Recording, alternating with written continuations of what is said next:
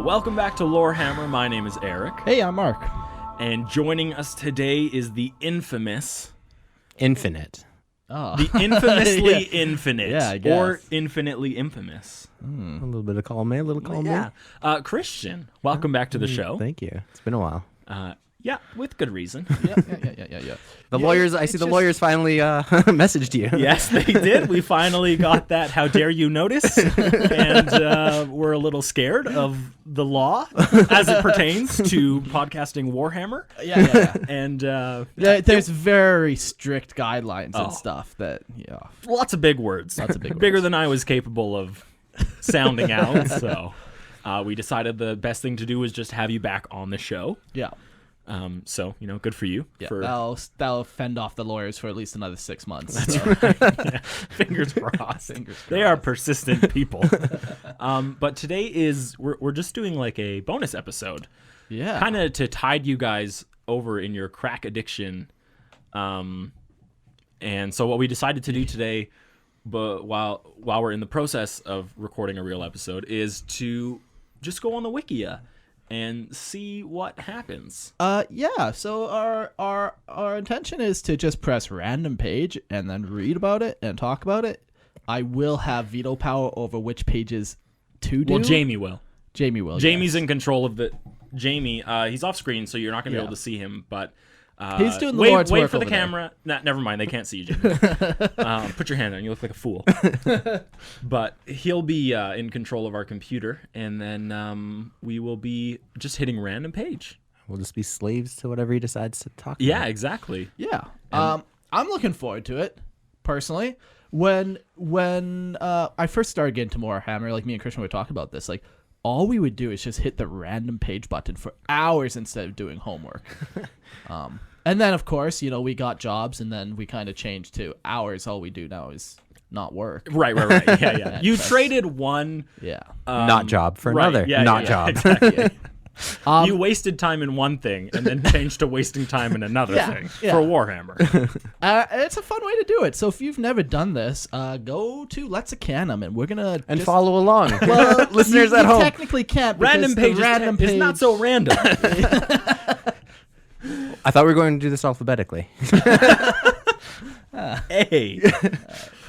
So Jamie, if you could please hit the random page. Wow, and look let's at him moving get that mouse. started. Here he goes. Boom. All right. The first topic we have is Shomar. Can anyone read those? Should I have? I'm gonna go like this for me. I don't care what you guys do to read this, but I'm just gonna drag this onto my computer. I'm just gonna quickly open up a Lexicanum page to Shomar. Now, here's my guess. Yeah. My guess is that Shomar is a Dark Eldar. No, you're wrong. I'll stop you right there. Okay. Shomar was amongst the first thousands of Nocturne's aspirants that became Space Marines of the Salamander's legions during the Great Crusade. Afterwards, they began training under the guidance of their Primarch, Vulcan, to become battle-ready, and were divided into 7 divisions, which were named after their homeworld's 7 great cities. Oh, that's cool. I didn't know there was great cities. I thought it was very much Tribal? Yeah. Well, now you know. When Vulcan determined their training was complete and they were ready to take part in the Great Crusade, Shomar was chosen to become the Praetor and Lord Protector of the Hesod division. However, despite Vulcan's decision, he had promised to remain on Nocturne with his army until the Emperor contacted him and gave the Primarch a war to take part in. When the Emperor finally did, Vulcan's army was tasked with aiding their unmet Terran battle brothers of the, what would that be? 18th Legion, Yeah. which had been operating independently under the command of the Legion Master Cassian Vaughn. The 18th Legion had been fighting a campaign to save Imperial systems of the Terrorist Division from an Orc invasion. But despite their best efforts, they had been unable to stop the Xenos threat. They had been pushed back to the Terrara system and were now at risk of being completely destroyed. Vulcan was determined to prevent that from happening, and the Salamanders reached Terra system just as the 18th were making a final stand on the volcanic death world of Antium. The Primarch then led the Salamanders to Antium surface, and the now surrounded orcs were quickly killed. Afterwards, 2 halves of the Legion met for the first time and became one. But it was unknown if Shomar survived to see this happen. Thus saith the book of the Lexicanum. P.O. Okay. Chapter Reth, book Shomar. So these Shomar was like one of the true sons of the salamanders, because he came from the original planet, not a Terran one. Yeah. And then I guess during this battle they went and saved their Terran battle brothers, and they met for the first time. Yeah, that could be probably a pretty big deal. Yeah, like culturally it would be completely different and stuff. Like, do they even speak the same language? It's Probably very possible. Not. Yeah. Definitely, they're like mother tongues are not the same. Yeah. I guess they all speak Loth Gothic most likely. Yes, but a lot of the legions, when they were first formed, definitely had their own way of communicating. Yeah. All I can really think of are the Luna Wolves. It was Chthonian. Yeah. So and it's always described as like this thick, different accent or whatever. Yeah. So you can definitely assume that a lot of the things from the home worlds carried forward into the Legion and the Battle Brothers. I think a lot of the times the Terran Battle Brothers are described as like willingly participating in it. Yeah. You know, a lot, especially because they feel that genetic kinship with each other. So yeah. Cool. I learned one thing and only one thing. It's that cool. Nocturne has cities. Nocturne has cities. So what? Okay, this is going to be a dumb question. No, there are no dumb questions. Always remember there's only dumb people. Always remember that. All right, this is going to show evidence of I'm a dumb people. Person. But what's the Night Lord planet? Nocturne. Wait a minute. So are they both Nocturne? Wait, No. no. What is the No. Night Lord's planet? I literally just read this too. It obviously says Nocturne on this Yeah. page, and Nocturne is obviously the right Yeah, what's planet. Night Lords. Nostromo. Nostromo. Okay. Oh, my That was just a brain fart. Nostromo, Nocturne. I could see how an idiot would confuse the two. Thank you, Christian, for validating me there. So Reth Shomar. Reth is a title, or is that the first name? Because they also describe this it person seems as like, Shomar. I think it's just using his surname. Yeah. Okay. Like saying, Like- in an article. Yeah, salamanders seem to They be used to have the hyphenated names. Yeah. Okay, interesting. Although Vulcan has Stan, Vulcan is obviously the title. Because Vulcan there has can be Stan. many Vulcans. Yeah, and the Vulcan also. Who's also a name and a title. Yes. Huh. Okay. Ready All for this, the next hold page? on, hold on, hold on. Very cool. This looks newer because if you look at the sources, Vulcan Lord Whoa. of Drakes. Now you're just making assumptions here. I'm going to press the random page. Well, thank you, Jamie. Press the random page, if you would please, and let's find our next one. He's quick. He's a quick guy. The Battle of Druth 2. Do you want to read the battle? I of can't. I'll honestly take a read out this gander. angle. The Battle of Druth 2. So this was the final battle of the Crusade of Iron during the Horus Heresy. And I'm just going to go straight to the Crusade of Iron, actually. That seems funner. Yep. Okay. I didn't know that we were allowed to just. No, do he's that. cheating. You're So, breaking the rules. The Crusade of Iron was a campaign of vengeance launched by the remnants of the Legio Praesagius and other loyalist Titan legions during the Horus Heresy following the aftermath of the battle for Calth. The Crusade of Iron was waged in parallel with the Shadow Crusade of the Wordbearers and World Eaters, with the traitor Titan legions of the Dark Mechanicum assailing the loyalist Mechanicum forces across Ultramar. Other Imperial forces soon flocked to their banner, and the Legio and their allies repeatedly clashed with Horus's forces. The Crusade would leave worlds burned by its battles, and hideous and terrifying weapons were unleashed, such as the Psi Titans of the Ordo Sinister. While it raged, the Loyalists fought to preserve the Ultramarian way of life, while the traitors desired only to leave ruin in their wake. The almost 2 years of the Crusade of Iron raged, attempting to avenge the betrayal at Ithaca and defend Ultramar from the traitors. Many worlds were the sites of great battles, while many more simply burned. During this time, scores of Titans met their end, and the Legio Infernus felt the wrath of its enemies for the betrayal at Calth. The final battle of the conflict, Battle of Druth II, where the campaign's principal leaders De Vergos and Horgoth Nur were both slain. In the aftermath of Druth, the Loyalists withdrew back to Gantz, while the traitors scattered and further fell under the dark influences of Horus. So the Crusade of Iron, a 2-year campaign in the Ultramar system. And it culminated in the Battle of Druth 2, which I'm assuming Druth 2 is the planet. Probably, yeah. Yeah, the second. Yeah. I'm surprised it's not Druth 3. Yeah, that's a little weird. Yeah. Seems like a pretty straightforward battle. The Battle of Calth and stuff and that whole thing's always very cool. Have you read any of the Horus Heresy books that had that? I have not. No. I've not read the Battle of Calth stuff. I did. Yeah. Did you like it? It was okay. Yeah. It wasn't like peak Horus Heresy, but it also wasn't like one of the worst books either. It just, I don't know. They feel so formulaic, Space Marine battles. It just feels like, oh, there's a pattern. It's your brother. Oh no, your brother betrayed Calth you. was cool because the good guys lose in it, and even then they don't totally lose, but it's still a losing battle. Whereas, like in a lot of the Heresy books, it's like, oh, the bad guys always get defeated, and I'll get you next time. Sure, it has kind of like a very Saturday morning cartoon. Yeah, but Calth really made you feel like the good guys were losing, and it actually, like, you felt it, and it was like very hopeless. Did you cry? I shed a tear or two, yeah. So, okay, this is kind of good. Men can cry when they read books. This is kind of going to be a derailment a little bit, but I just finished the Star Wars Clone Wars TV show. And I had never seen it before. I had always just watched the movies, 1, 2, 3. And when you go from episodes That's 2... the only movies you count? 1, 2, and 3? You can only count 3. Yeah. Okay. 1, 2, 3. I don't have any more fingers. Like when you go from 2 to 3, you just feel like, oh, there's a war, and then 3, the war ends. Yeah, it's a huge time skip. Yeah, but in the show, it really gives you the perspective of the size of the conflict that happened over the course of the entire galaxy. And I think that's kind of what I'm missing from the Horus Heresy, is just the galactic scale on which the war is taking place. I mean, obviously you focus on Istvan as pivotal moments and stuff. And then for me, honestly, I go straight to Terra. Like, what else happened that's important? Yeah. And like, sure, like worlds are burning and everything, but that's not really anything new for 40K. Yeah. But the idea that there's like this entire galactic war and millions of lives are being lost in the span of this 7 years, billions even, entire planets being destroyed. And I think I had just been missing that perspective.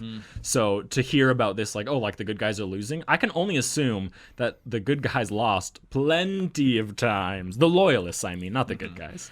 The Loyalists lost plenty of times across the galaxy during the Horus Heresy. Because they didn't have Primaris back then to save them. Yeah, and how are they supposed to fight? How is they gonna do? They don't do. Don't know. Fun fact, they did have Primaris. They were just sleeping. Yeah. They were in development. They're always with us in body and heart. I don't know. It's cool to... sometimes gain perspective of those battles, but it's really hard for me to read the books to gain perspective because they're so slow for me. And I really liked how Star Wars did it, where it was like, here's a brand new setting and a brand new battle in 20 minutes. And it was it was crazy. You're like, it's a new planet. I never heard of this place. Yeah, exactly. New characters. I never heard of this. Oh, now you have to fight underwater. Now you have to fight on a frozen planet. Now you have to fight in the Umbara. That was an awesome one. Yeah, the Umbara one too. Yeah, that was very cool. Yeah. But I wish it was more like quick, snappy things like that, as opposed to, here's a 7-book series on the Battle of Calth. which I know is important, and I know some people like, but it's just not how I prefer to ingest my Space Marines. Yeah, it'd be. I also hate how they like tunnel vision on characters too. Yeah. Like, you have such a big galaxy, and they do the same, like especially with Imperial Guard. Like, one human on a planet, you could have tons of heroes, right? Just make a new one, make a new character, and let them die. Kill off your Space Marine captain. He's really badass, cool, sweet, and then he dies at the end. And it's like, oh, that was kind of sad.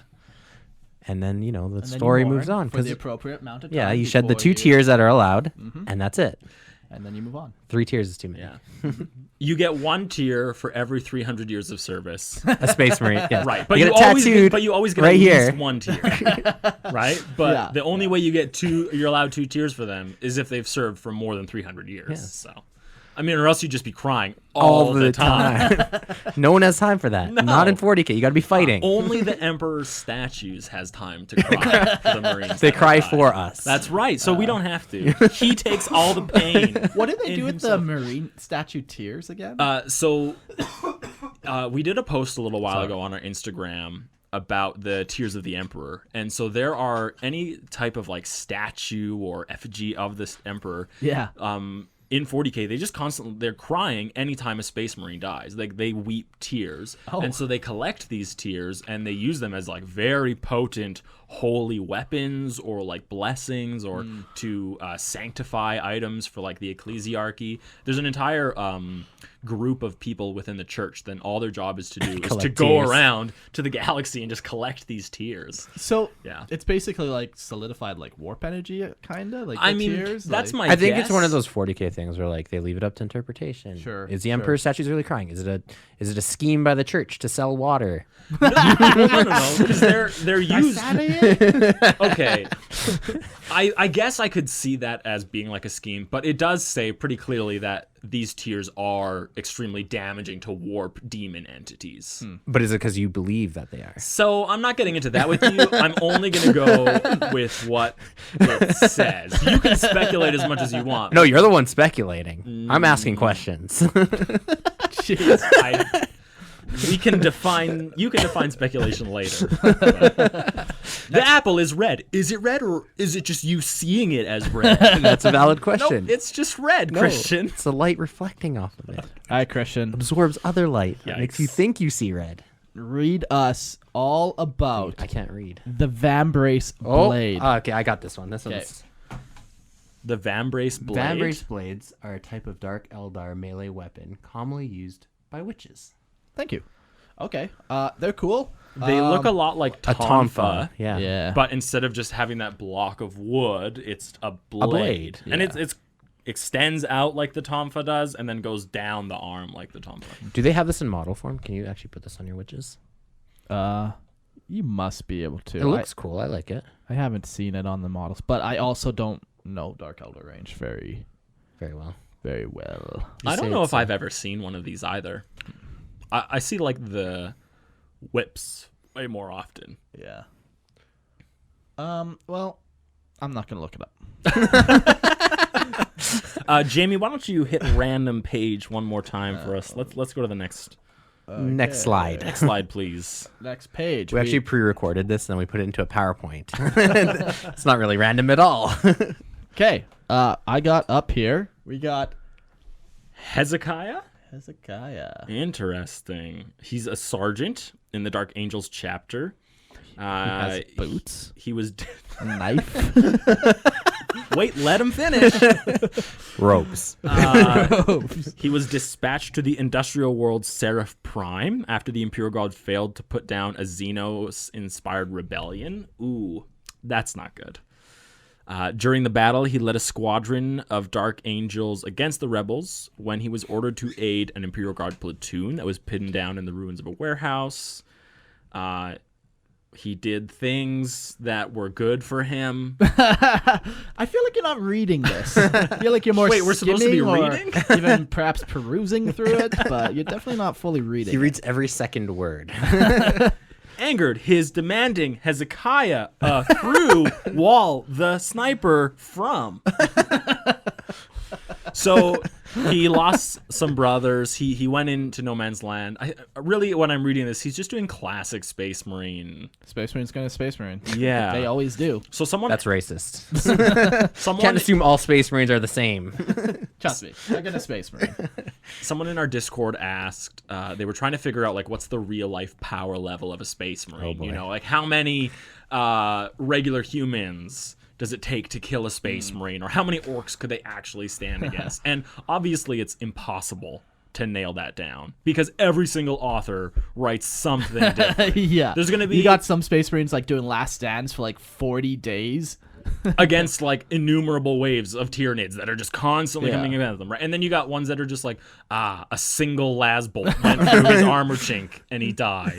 But I said that I think it's really hard to say what the power level is of a Space Marine, but you can just, I imagine them as the Astartes show. Honestly, that's one of my favorite representations. And I was like, they have like that speed and that power, the force of will, determination, discipline, coordination, cooperation. Like it's like as good as everything they are there. I was like, just imagine like a paintball style scenario where you're on one end of a forest and they're on another. Like, you're dead. you can't beat them. The game starts and it's over. Yeah, but like, let's say there's 20 of you in a firing line, and this Marine has to run at you. I still don't want to be there. No, but probably that Marine Mark is dead. fails his morale check, and then... Right, but I think like a lot of times you hear a lot of these cool stories of these Space Marines, and this one, who Hezekiah led his way through no man's land between the Imperium and Rebel forces and marched through enemy fire to reach the area where the platoon was located. That sounds like a Space Marine doing Space Marine things. Yeah. You know, like, it's classic. Is there anything else in here? There's Ogrins are in this battle, I guess. Do they give him a rank? Well, he was mad that he actually went to save a platoon of Ogrins. Yeah. Wasting my time going over here. I could be doing something productive. I guess he productive. lost his friend during the raid or something. Yeah, I think that was the big thing. While he was doing his no man's land rush, he lost a battle brother to a sniper fire, which, yeah, like that happens to Space Marines as well. You can get unlucky. Because they don't put on their freaking helmets. Well, it's a dark angel. What do you expect? He's got to wear his hood. They gotta wear the hood. But then eventually he was so upset with the fact that they were Ogrins that he left them behind. And he's like, screw this, I'm going home. It's interesting it's a Marine saving Ogrins, too, because Ogrins are fairly tough in their own right. So, one Marine, 20 Ogrins. I mean, it kind of goes to show you that, like, power isn't everything. Sure, like, Ogrins are powerful and tough, but they can't... I'm not nearly as scared of an Ogrin as I am a Space Marine. Yeah, you still feel like you could maybe outsmart an Ogrin or be faster. Yeah, but the Marine's just going to beat you at everything you try. I agree. They're smarter than you. They're faster than you. Yeah. They're just going to own you no matter what technique you try. And they're heavily armored. So you I don't know. If I have a sniper rifle, though. Maybe. I'm not saying it's guaranteed. Uh-huh. Why don't we find another one? Jamie, if you could just hit random page again. Be appreciated. Bellicrack.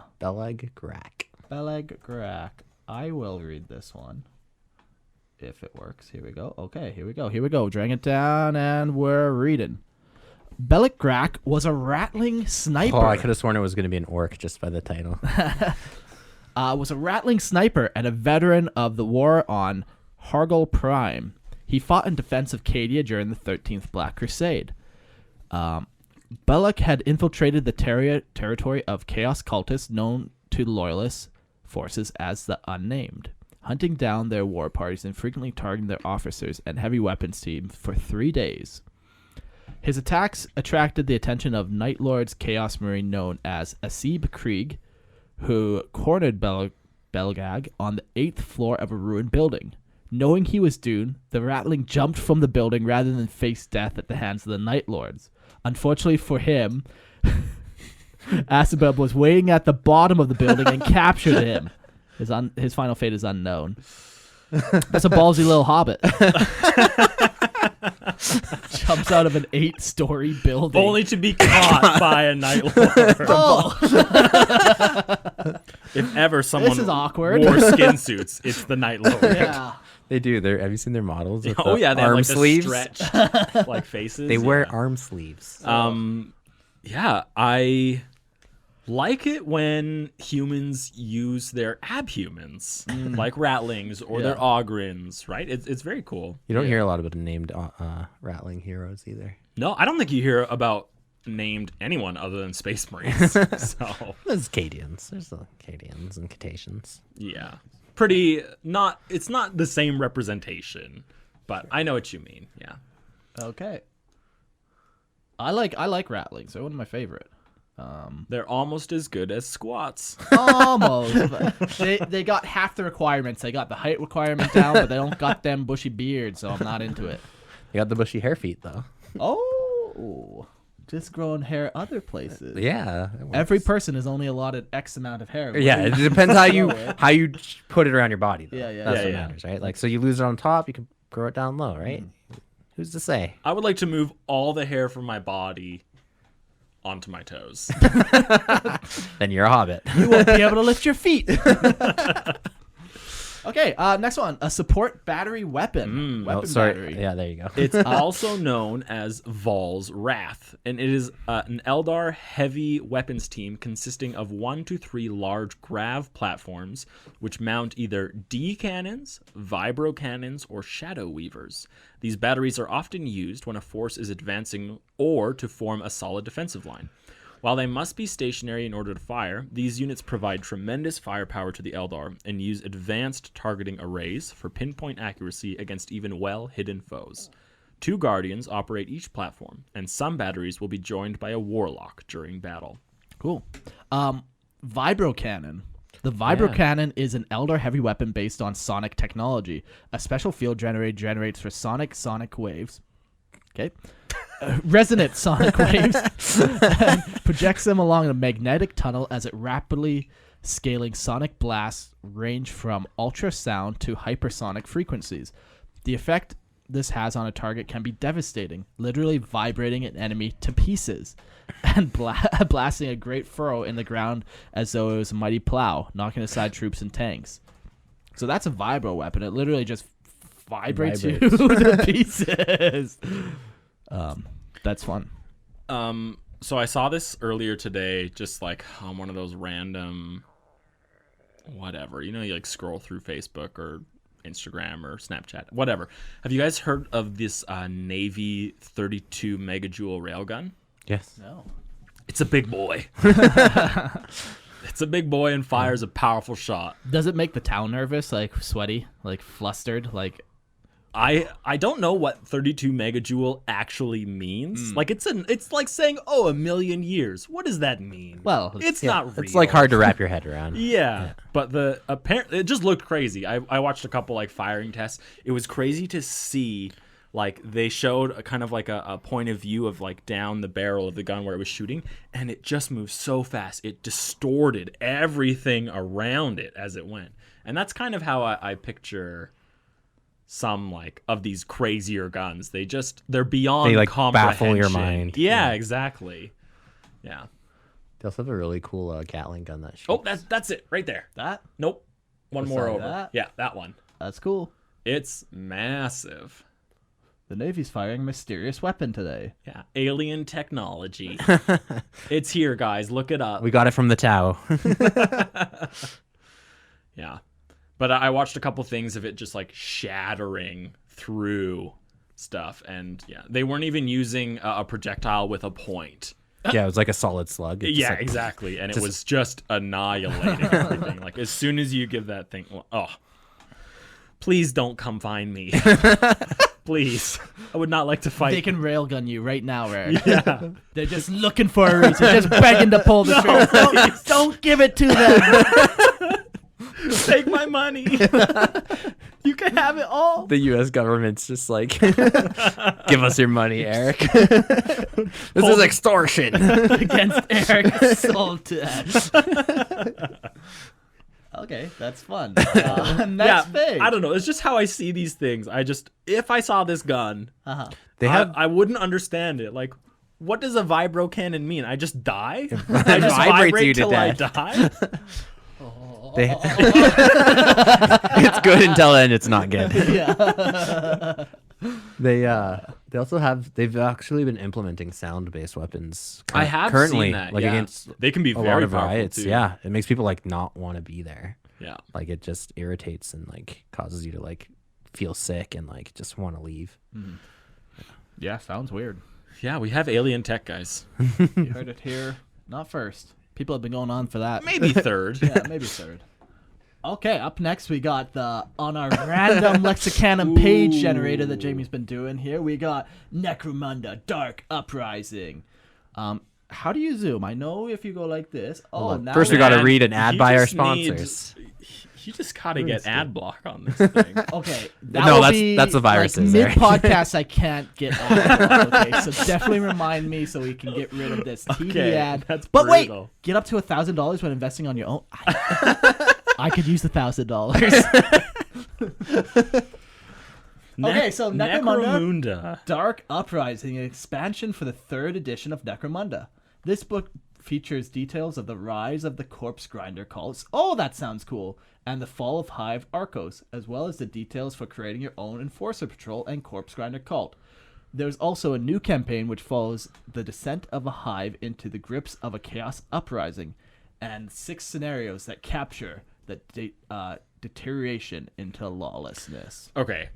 If what would be like, other than the tabletop, obviously, don't pick that. Okay. But there's a plethora of 40K like board games or tabletop games out there. Yeah. What would be like your top 3 that you would want to play? Munchkin. 40K Munchkin. You want to play I would 40K play that. The Munchkin dungeon crawling game is quite fun. Okay, so we need to play that. No, I also really want to play Warhammer Monopoly. I would do that too. And Blackstone Fortress. So those are the 3 games we need to play. Not only do I want to play Blackstone Fortress, I want to beat Blackstone Fortress. Next time Matt comes back here, he has a fully painted Blackstone. Yeah, I want to open that vault. Oh, and I want to read what's on those cards. Don't ever tell us what's on those cards. I don't know. Yeah, I swear to God. Anyways, you know what's crazy? They stopped making it. Blackstone is done. They only recently released more stuff for it. No, they did the last release. I've been following Eric. I'm a collector. Fair enough. But I would play Necromunda. That's another thing I'm pretty interested in. Necromunda, okay. And then Battlefleet Gothic. Oh, Armada. There's so many good ones. That wouldn't be in my top 3. My next one would be Kill Team. I would like to play Kill Team. I've never done it like for real, but I think that would be like a good way to experience tabletop without the mess that is 40K tabletop. Fuck. Yeah, I don't want to get into that. It hurts my soul just to think about playing 40K again. Ouch. I can play some other stuff though. Christian, do you have a top 3 favorite board game? Yeah, I've been almost like I've been asking you guys for years to play Necromunda with me, and no one did it. Do you have Necromunda? Yes. I'm ashamed to admit I do. Okay. 40K Darktide. Oh yeah, that video game. Yeah, the new video game. Are you gonna do this right now? Yeah. What ad blocker do we need? The first one, not the first one. The second one. That one. Yeah, that one. Okay. Yeah. 40K Darktide. Looks sweet. If you haven't watched the trailer for it, you definitely should, because that game definitely gets me fired up to go kill some cultists. Yeah, just being a big old fucking ogre and smash and just like go. I very much like that. Okay, we're ready to go. Next up, the next thing we need to download is Shazoogle. So that is a thing. That's a virus, my friend. Okay, so next random page. I forget we are podcasting right now. Combat Arena. We're just getting another random board game. Okay, so Combat Arena. Combat Arena is a 2019 board games by Games Workshop set in the Warhammer 40K universe. Combat Arena is a fast-paced miniature combat game that pits you against your friends in lightning-quick bouts of tactical action. Set abroad in an Imperial vessel, the game sees each player pick a hero and battle it out, mastering their distinct fighting styles and ability to claim victory. That's kind of cool. It looks like you have your character sheet, and you might gain levels maybe, or abilities or weapons on one side. There's some really cool characters that come with this game too. They're like unique models. This is part of like GW's attempt at like expanding. They're releasing all these like side games that you can pick up at like Barnes and Noble or like basic bitch stores, for lack of a better, like big box stores. No, I've definitely seen a couple like 40K things in stores that I would never have figured to see. Yeah, like especially 40K Risk or 40K Monopoly. Like it's their attempt at like diversifying and like bringing in a bigger audience. And it's been working. Like someone was asking me just the other night, like, have I noticed a big influx in the number of people that are familiar with 40K or who are aware it exists? Yeah. And I was like, all you got to do is look at like the Games Workshop share price over the past like 15 years to see what has happened, and they've just in the past 5 years they've seen massive growth. Yeah. And I think that's just I've had to stop. It's a sign that more and more people are becoming familiar and joining into 40K. Yeah, there's just more and more ways to get into it. Yeah, besides just exactly. painting. I've had to stop quoting 40K at work because people now know where it's from. Jeez. Well, an empty mind is a good defense. Christian, stop. That's from 40K. I do like to slip those one-liners in just into regular conversation. People either think I'm really wise or really cruel. Combat Arena. One of the coolest models comes in this box that I haven't pulled up on the screen. It hasn't pulled up on the screen. I just have a look. Thank you, Jamie. Yeah, of course. But this model, What is it? 2 revolvers, but it also has 2 servo skulls that feed ammo into the revolvers for it. So while it's shooting one set of revolvers... Okay, James Jericho. Jake Jericho. Jake Jericho, sorry. So what is that? Is it just like a gunslinger, a bandolier? Yeah, just a gunslinger type character. No, she has a name. I think. Yeah. Yeah. Yeah, all these people do have names. They're all special. Sure, but like one's a tech priest, one looks like a crusader, a rogue trader. Yeah. Okay. Yeah. Very cool, though. But yeah, the 2 servo skulls loading a giant revolver with their mouth is just something incredible to see. You know what? Not enough people recognize that there are also servitors that follow along Space Marines and just do things. Yeah, resupply them and feed them ammo belts and stuff. Hand them their weapons while they kneel. Absolutely. In the middle of a battlefield. In supplication, of course. Yes, you have to supplicate. All right, boys. Looks like ad blocker hold on, is hold doing on. the trick. Just while we're here, look at all that. Oh, those are all just... These are just rule books and supplements. But wait, that's all 8th edition stuff, though. Like, they've gone... Like, that's not everything. That's just... that's 2017 to 2020. Wow. There's a lot of stuff. I always get asked from, like, cousins or people who know nothing about 40K, like, so what do you talk about on your podcast? And it's like, there's, like, hundreds of books, man. Like, hundreds. They never believe me. No. And then they're like, Harry Potter is in depth.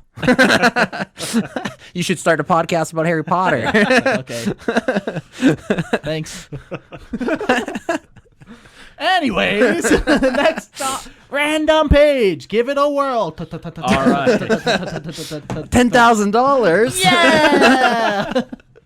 The Unstinting Wrath is an Imperial Navy Claymore-class corvette.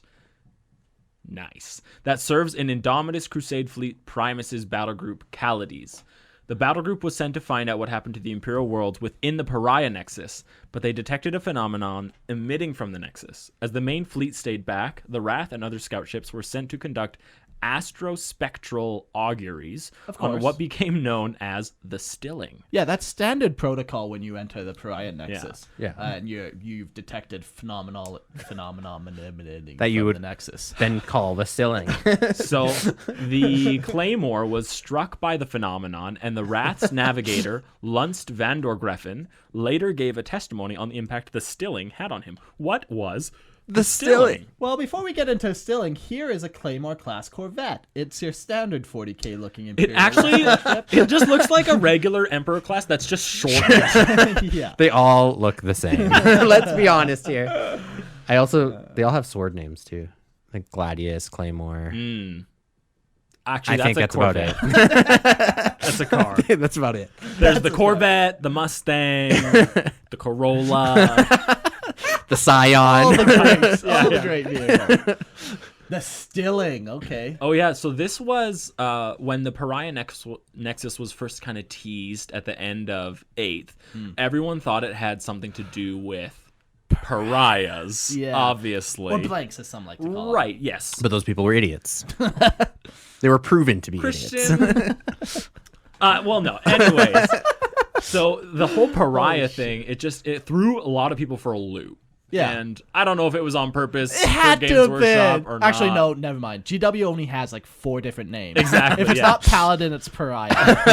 Yeah. But the Pariah Nexus, there was a weird Stilling thing happening there, and it was kind of like a very depressing effect, I think, is because I read a couple short stories surrounding the Pariah Nexus when that Psychic Awakening book was coming out. But let's take a look at what it actually Really, is. like the first 2 lines is good. Maybe the first 3. So the stilling is the Imperial name for the deadly malaise that was given off by the black stone pylons the Necron used to create the Pariah Nexus. Perfect. That's what we need. Okay, so So the Necrons, they aren't affected by this energy. Anything organic is struck by despair, lethargy, exhaustion, and causes a psychic dampening effect. Kind of like the beginning stages to a blank or something. I'm suffering the stilling right now. Oh, no. Well, good. The next line actually tells you how to deal with the stilling. But we're not going to read that. But yeah, it just looks like this stilling effect obviously gets stronger the closer you are to the Blackstone itself, but it also covered a massive area of space. Yeah. Not just like a single planet, but it covered systems. Yeah. It says people eventually like collapse and then stay still until they die. Jeez. I definitely have that. There are stories. It's coming soon. I can feel it. God. There are stories of people just like giving up and just sitting down until Necron came and just killed them. Huh. Yeah. It's not great. Describe a feeling of constant drowning. Ugh. Jamie, next page. Aha, Vestroyans. Okay. Lord Marshal Graf Hazaran. Harazan. Harazan is one of Heresy. the greatest commanders of the Vestroya and the commands of the Vestroyan Firstborn, which are fucking sweet, by the way.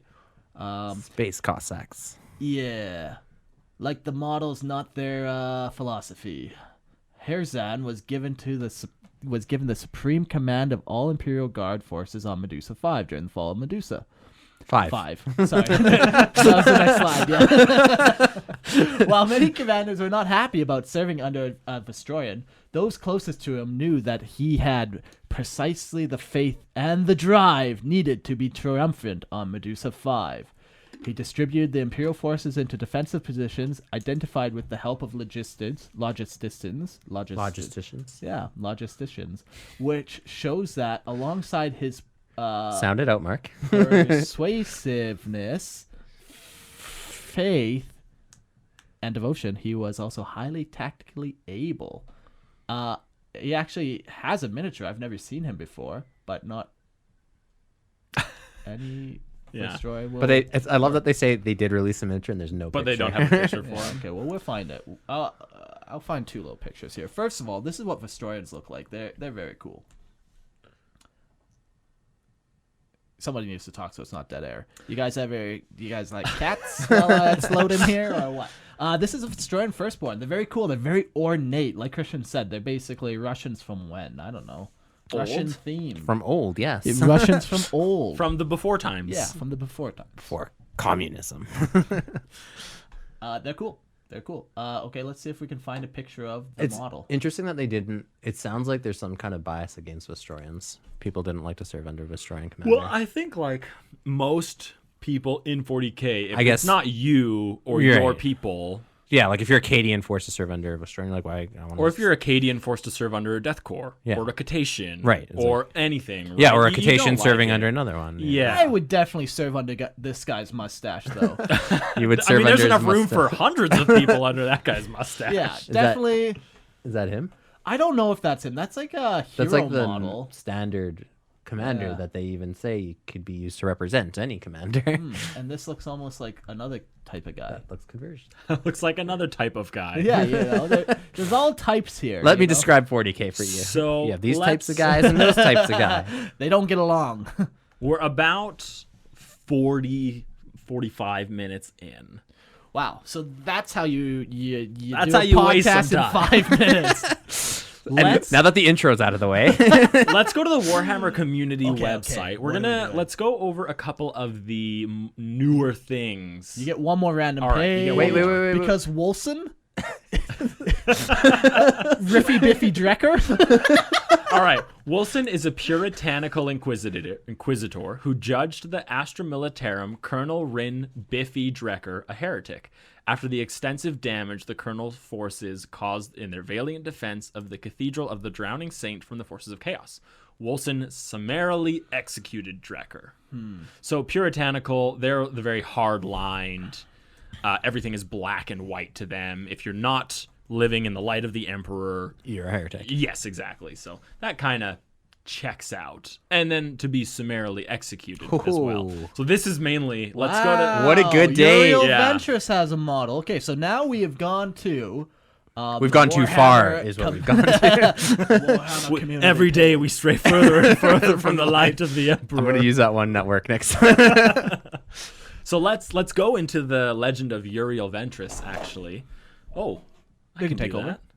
You mean Jamie can take Jamie, thanks so much. Okay, so a brief history of Uriel Ventress, the Ultramarines captain who defied the Codex Astartes. So there's a whole post on the Warhammer community website about it. So who is Uriel Ventress? Every Space Marine captain is a veteran of hundreds of battles, well-versed in every aspect of war and the dictates of the Codex Astartes. Uriel Ventress is no exception. He ascended to leadership of the Ultramarines' 4th Company, not the 3rd, good to note, Good to know, good to know.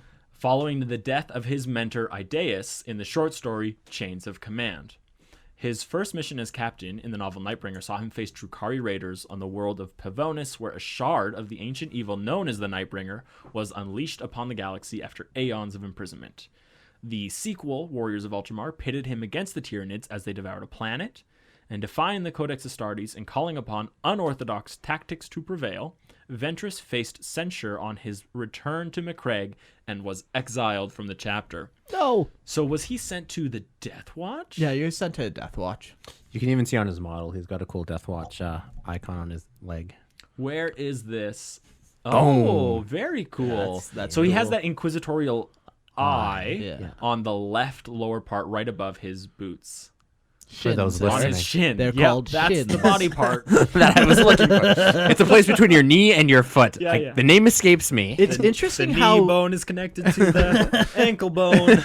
I haven't done much Primaris models. Like, I've never painted one. Are their feet always so boxy? No. I think that's a lot. I've seen a lot of people saying that something changed in his head model recently. Yeah. And then a lot of people were saying, why didn't they fix the boots at the same time? Yeah. He got a lot of flack when they first unveiled him. The head looked real bad. I don't know if it was I the don't even paint job or the remember it. sculpt. Yeah, I don't either. But I seem to. Yeah, there everything was- I see now says people are a lot happier with how the head looks. Oh, that's Yeah. yeah. Well, GW Helmets, actually bitch, listened. Wear them. Wear them. So does he eventually come back to the Ultramarines chapter? Well, I'm he's- assuming he does he because must. now he's Primaris. Yep. And he wasn't Primaris before, right? When No. he was. Yeah, he came out like back with like old. Yeah, Kid. Right. I've always been curious too. Like, so it looks like they're re-releasing these books, which might even answer my question. Because I've always been curious. Like, the Nightbringer book is out of date because they wrote that back before the Necron got their huge codex change. Where Back when the Nightbringer still pretty much ruled the Necron race. Now I haven't read the book, so I don't know if they went into those details or if they're. Maybe it just fits. Like, maybe they never actually specifically said anything. But it'd be good to know. I like that right here in this one. They do say, in the new novel, you'll see how this quest unfolds and get an insight into the changes that a Space Marine undergoes when they cross the Rubicon Primaris. Oh, it's like puberty. You kind of get bigger and stronger, and Start feeling strange. yeah, you get Something going on? increasingly violent. Okay. I had a weird childhood. I'm very excited to hear more about the Rubicon Primaris. Sure. Because I think too many people are like, whoa, such a dangerous operation. And And then everyone but does nobody dies? Like, is it dangerous? Not if you have a name. Right. Thankfully. All right, come here, unnamed Ultramarine. Wait, what? No, I have a name. Come here, unnamed. No! I even have a sword with a name. It also looks like they have this new Coin. Yeah, the Ultramarines one. I've been seeing a lot of these. How come I didn't know about them previously? There's a bunch now of Yeah. these You're collectors. not well coins. informed. I know. It's because you're not in the collecting community. You're just part of the gaming community, which the collecting community kind of looks down on a little bit. Yeah, we do. Don't. Wait. A2 Brute. They have a cool Yeah. Uriel Ventress bookmark. Nice. Very all your cool. reading. That's cool. I hadn't seen that model before. How long until James buys this? I actually model? asked him the day it came out. I texted him and I'm like, "Are we buying this?" And he says, "Yes, but it's a little bit pricey."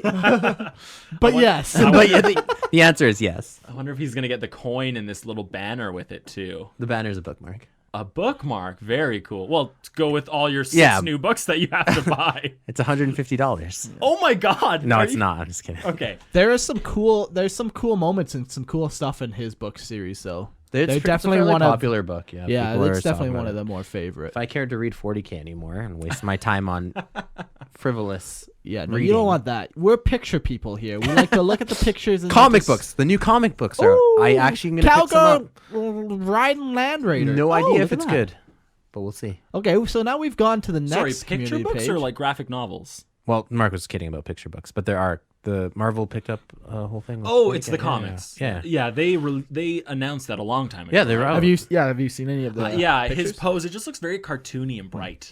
Yeah, I'm gonna pick it up because it's what I do. But That's what I do. as a collector, I don't want to do, but it's what I do.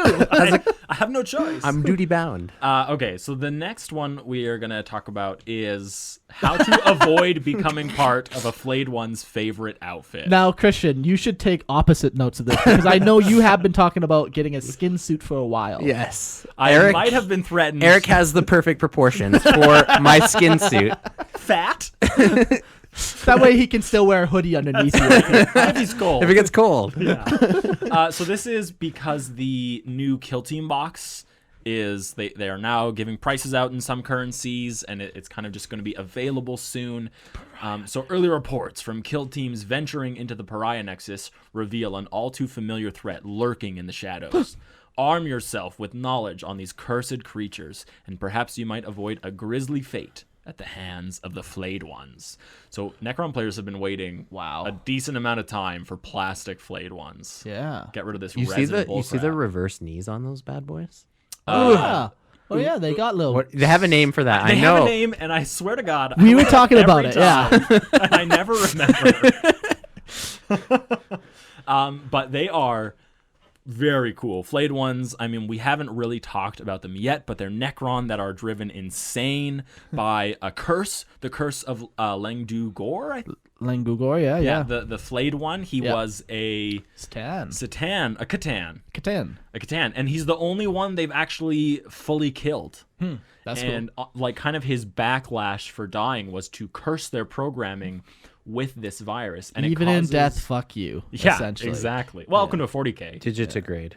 It causes the programming. I know. We're gonna get to the models, but it causes the programming of these Necron to devolve into a very bestial state, where now their necrodermis manipulates into these long flensing claws. They only crave blood, and they literally Don't they like eat, but they don't actually eat because it doesn't go exactly. anywhere? They have like this thirst, and they're trying to satiate themselves, but they're machines, so cannot.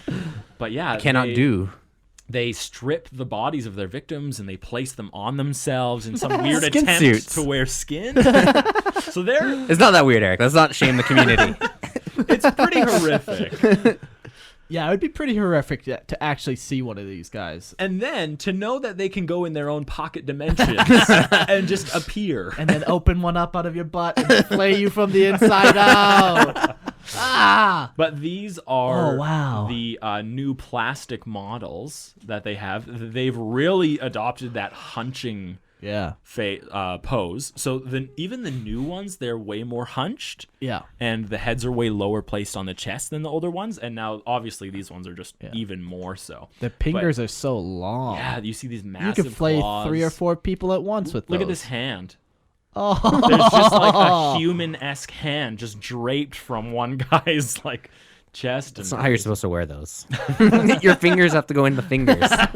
Here's the... You're wasting a perfectly good skin arm. It's like a glove. There's the new... I think this is the Chronomancer? Yeah, I believe so. But yeah, there's the new cryptic. Obviously, the Psychomancer came out a little while ago. That was the one that had the digitized skull that he was projecting in front of him. And this guy, I think, affects time.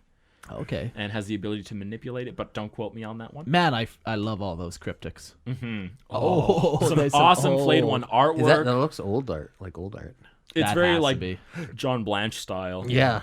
Either they're mimicking the style with new stuff, which is sweet, or they just copy pasted some old stuff. I mean, I don't think I've ever seen these exact pictures Images, before. I've never seen that one. Yeah. The one below, I'm pretty sure I've seen though. That one looks Okay. super familiar. but I could Almost be like you've wrong. seen it in your nightmares. Oh god. They're coming true. The new Kill Team box. Have you seen what's in it, Christian? You have to run it past me again. I'm trying to. I don't think it's actually. They, on didn't here they yet. cancel Kill Team? I thought they canceled Kill Team. What? Yeah, I'm pretty sure. What are they canceling all this bullshit for? Well, one of the Kill Teams made a politically incorrect statement. Now they've getting canceled all canceled. of Kill Team. Not I guess allowed. that's what happens. That's what happens nowadays. Yeah, but I could be wrong because it looks like on February 21st they just released that. I mean, yeah, obviously you're wrong. Also, we still haven't even got Kill Team Fast Attack or Kill Team Heavy Support, and dare I say, Kill Team Lord of War. So, Yes, what I would like point- to put Magnus down. At what point does Kill Team just become regular 40k? No. This is Kill Team. this is Kill Team. Okay. Slanesh. Oh yeah, there's. How can you not talk about Slanesh? Slanesh stuff. Yeah, right here. Just click. Oh wow. Click the link and you download a virus. Oh wow. So this is the. It's a new Fulgrim model, isn't it? No, not yet. Son of a bitch. Do it. Do it. You buy him and Moriarty? Oh, that's not Fulgrim. Well, I mean, it can be if you want him to. He can be anything you want Those him are to some be. purple dice. So this Oh, is there's some really cool stuff. Yeah. I was going to send you stuff yesterday, but I didn't think you would be. Sigvald, the Prince of Slanesh. That's another new release that they've announced. Incredible. Yeah, I mean, I get super Fulgrim vibes every time I see that. Yeah. Yeah. Oh yeah. Have you not seen the Photoshop of him on Moriarty's body? People have done it. I don't even know. People who... have photoshopped. God damn it. No, he's Look got at like all the these. snake These body. are wild. Yeah. Remember that we're a podcast and most of our listeners can't see this. No, we're YouTubers now. That's on them. For $2 a month, we provide a way for you to look at us and go, wow, right alongside us. Go to our Patreon. I am definitely.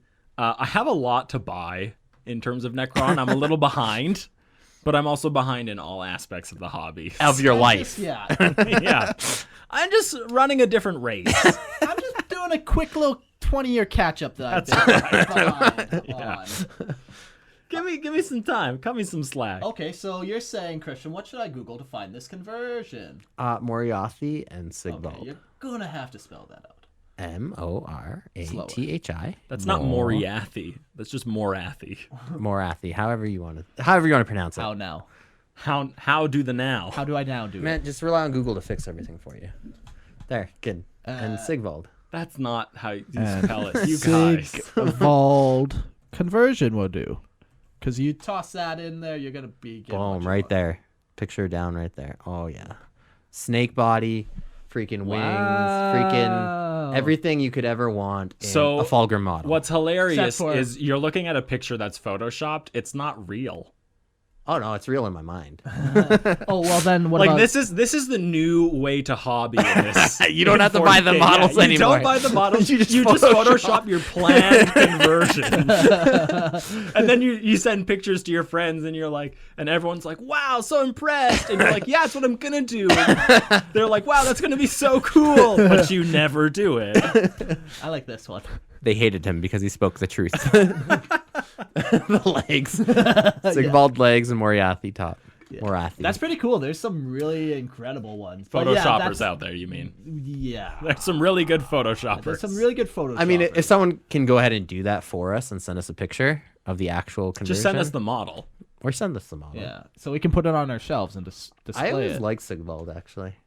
Have you Yeah. ever... Have you read his... You remind me of him. For sure. Is it my assless chaps? Is that... If you actually see the behind of his model, he's actually like wearing an unarmored rear. Yeah, they're just like front plates. Yeah. Yeah, I did see that actually. He's like a cowboy. So Very nice. to bring it back to 40K. We were talking about Fulgrim this whole time. Oh shit! Yeah, that's right. I don't know what else to. Well, have we done our obligations of a 1-hour podcast We're for 50 Trainwreck? Trainwreck, are you satisfied now? Will you leave us alone? We're at 59 minutes and 30 seconds. Oh, okay. Well, that's perfect time for closing goodbyes and remarks. Yeah. Thank you. Okay. So we do want you guys to look forward to our next regular release. Yeah, we're recording this weekend. I got a buddy coming down for Edmonton. He was supposed to last weekend, change of plans, but yeah, almost like you don't have people that live here who would love to be on an episode or anything like that. Yeah, I mean, here. if we knew people that did that, then maybe we'd have them on. But we don't know. There's no one worth having on like that. That's true. Yeah. And they've probably already been on enough that they've worn out their welcome anyways at this point. Yeah. But we're going to tell you the topic. I think I'm like 99% sure we're going to do a Thraka episode. And we got a buddy, Brody, he's coming. I think another guy, Frankie's coming. Thraka? Yeah, Meg-Urk Thraka. You know the orc warlord, the greatest orc of all time? Okay. No, second. The one that almost killed the Emperor is pretty good. And then the one who almost conquered Terra is pretty good too. But he was actually 6 orcs, all wearing a trench coat. They were all painted purple, right? Yeah. Okay, I swear to God, earlier, Yeah. you told me destroyer cult. Yeah, I know, for sure. But That's how he keeps you in the podcast. Yeah. He's like, next week, Eric, I can't swear. give him too much information either. That's to usurp me. No, Eric, you only get the show notes right while we record. After I'm already sitting down. Yeah, no, I changed it because I got a message from Frankie saying that he's available. All right, I'm in. Yeah, so we're going to do a nice orc episode about a specific character. It's going to be cool. Yeah, Thraka is definitely one of the more well-known orcs, and he's a very cool person with a very colorful history. So it's going to be really cool to kind of go through it and kind of explain his transition from little orc fungi to big orc war boss. Ah, yes. Path I one day to dream to emulate. I believe it. Those words just like kind of collided in my brain. Well, until then, look forward to some orky goodness. Yeah. Orcs are always fun. Yeah.